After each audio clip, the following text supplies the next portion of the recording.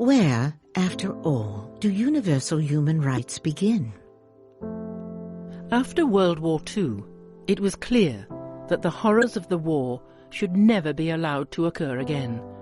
Founded in 1945, the United Nations sought to prevent future atrocities by affirming, in its foundational charter, faith in fundamental human rights, the dignity and worth of the human person, and a commitment to promote better standards of life in larger freedom.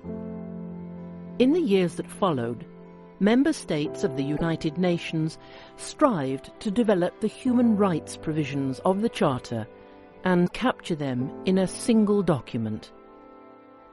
It took 3 years to agree on a common vision.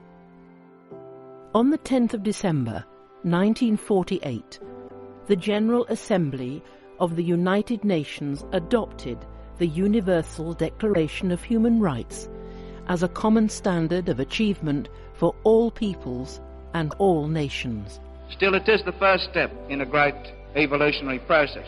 It is the first occasion on which the organised community of nations has made a declaration of human rights and fundamental freedoms, and it has the authority of the body of opinion of the United Nations as a whole. And millions of people, men and women and children all over the world, will turn for hope and guidance and inspiration to this document. While history alone can determine the historic significance of an event, it is safe to say that the declaration before us may be destined to occupy an honorable place in the procession of positive landmarks in human history. The Declaration consists of a preamble and 30 articles, with Article 1 powerfully proclaiming that all human beings are born free and equal in dignity and rights. No discrimination, right to life, liberty and security. No slavery, no torture or cruel, inhuman or degrading treatment or punishment. Equal protection of the law. No arbitrary arrest, detention or exile.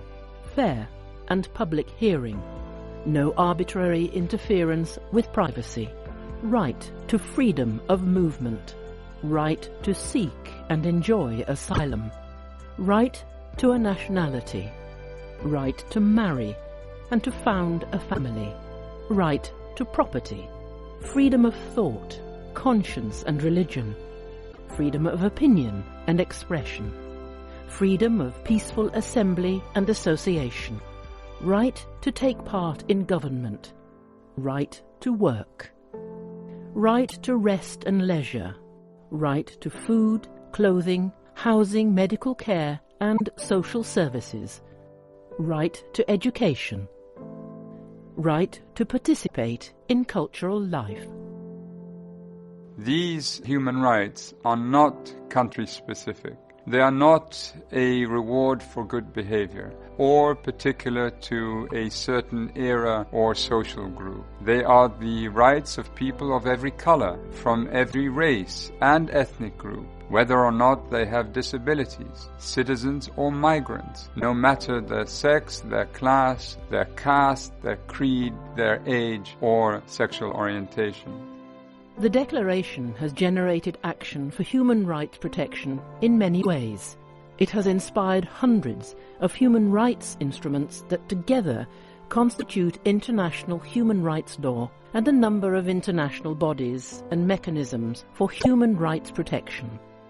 The principles of the Declaration have supported the decolonization struggle and have been enshrined in the constitutions of the newly established countries which have joined the United Nations.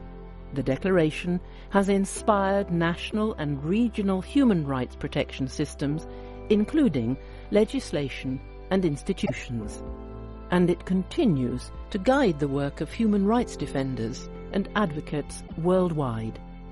Today, the Declaration is available in more than 500 languages and dialects, and it has obtained the Guinness World Record for the most translated document in the world.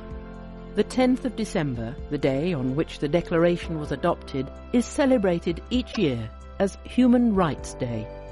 The Declaration emphasizes the relevance of human rights in our daily lives. Where, after all, do universal human rights begin? In small places, close to home, so close and so small that they cannot be seen on any maps of the world. Yet they are the world of the individual person, the neighborhood he lives in, the school or college he attends, the factory, farm, or office where he works. Such are the places where every man, woman, and child seeks equal justice, equal opportunity, equal dignity without discrimination. Unless these rights have meaning there, they have little meaning anywhere. Without concerted citizen action to uphold them close to home, we shall look in vain for progress in the larger world.